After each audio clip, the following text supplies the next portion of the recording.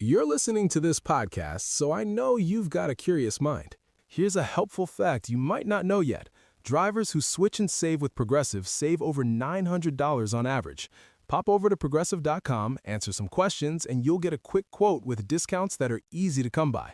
In fact, 99% of their auto customers earn at least one discount. Visit progressive.com and see if you can enjoy a little cash back.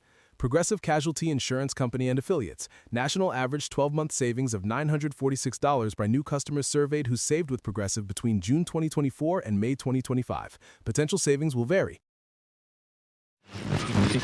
Edit audio.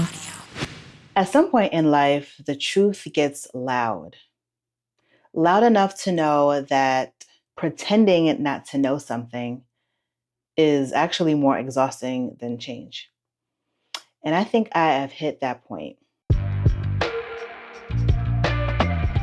Hello, and welcome back to the Be Well Sis podcast. I am your host, Dr. Cassandre Dunbar.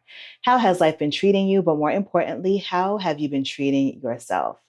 Me, I have been, and actually this is another solo episode. So we will talk about exactly where I have been, how I have been, and maybe you might see yourself in me too. So the truth is that clarity isn't always the problem. Sometimes things are very, very clear. And you know that if you honor that clarity, you can't just keep moving the same way. And honestly, I've been sitting with that a lot lately. There's this in-between space that doesn't get talked about enough. It's where you're not quite confused, but you're not quite ready to disrupt your life either. So you stay in this loop of, well, I'm still figuring it out. When really you're deciding what it costs to be honest with yourself. So here are a few things that I have been pretending not to know. The first one is where I'm overextending myself. So saying yes when I really know that I don't have the capacity, trying to maintain a pace that does not feel good, and then acting surprised when I am absolutely depleted. And it's become a pattern in my life, and I have to be so for real with myself. The second one is where I've outgrown certain rhythms, how I've been working, how I've been creating. It worked for a particular version of myself, the one that was more focused on building. But now I'm realizing that I'm in a different space now, a different season, if you will. And I've been really slow to acknowledge that.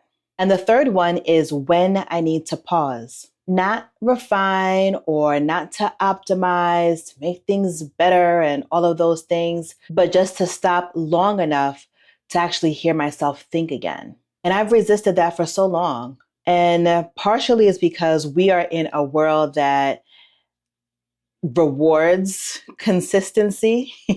And because of that, pausing felt like, oh, I'm disappearing and undoing all the things that I have worked so hard to create. But what I'm learning once I stop pretending not to know is that you don't always need a big, dramatic, life overhauling shift. Sometimes a shift is really quiet, and sometimes that shift looks and feels like actually protection.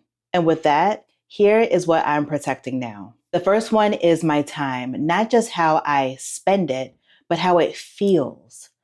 I want less urgency and more space to imagine, space to create, space to just simply exist. Next is my energy. I want to be really intentional about paying attention to where I feel drained before I push myself past that mark. Next is my attention. I want to be much more selective about what I consume in every which way possible, whether it's what I eat, whether it's what I listen to, what I watch, even the energies that are surrounding me. I want to be really intentional about that because that shapes how I feel, how I think, how I show up in the world, and of course, how I move. The next thing that I'm going to be much more protective of is my creativity. And I'm going to resist the urge, the Capricorn rising in me, that urge to take every idea and to create it and turn it into a project. Sometimes it's important to let things just exist without the pressure of sharing that thing or making that thing much bigger than what it is. And lastly, I am going to be much more protective of my peace. I don't need to respond to everything. I don't need to explain everything. And most of the time, I'm going to allow my silence to be enough. So if you're here with me and you are recognizing yourself in any instance here, I don't want you to think that the answer is to completely overhaul your life if things just don't feel good, if you feel uncomfortable in the space that you're currently in. Pick a much smaller starting point. Just notice what it is that doesn't feel good and work from there. I'm not asking you, I'm not going to tell you or advise you to go ahead and pick up and physically uproot your life. Maybe it might come to that at some point, but start small. Start figuring out what feels good, what doesn't feel good. What should you be more protective of? What should you give yourself more space to explore and to identify instead of trying to do it all at once? One of the things that I have noticed in myself is that whenever I feel uncomfortable and I think too hard about what's making me uncomfortable, I then get paralysis because I want to change everything all at once, and that's just not possible. Ask yourself, where are you constantly saying, I'm just figuring it out? And ask yourself, are you just avoiding making a decision? And what decision is that? And give yourself the space to explore the possibilities. So protecting the things that I just mentioned has required and is going to require that I move a little bit differently. And it's going to require me to take a step back in ways and in places that I typically wouldn't have before. And I'm going to have to sit my ass down and be still and be okay with being still. And I'm not going to pretend that it's easy, because it's not easy, especially for, again, my personality. But neither is continuing in a way that does not quite feel aligned anymore. So again, if any of this resonates with you at all, decide what it looks like to honor yourself and decide what season you want to move into and what does that look like for you. What feels good for you is the most important, and decide what that is.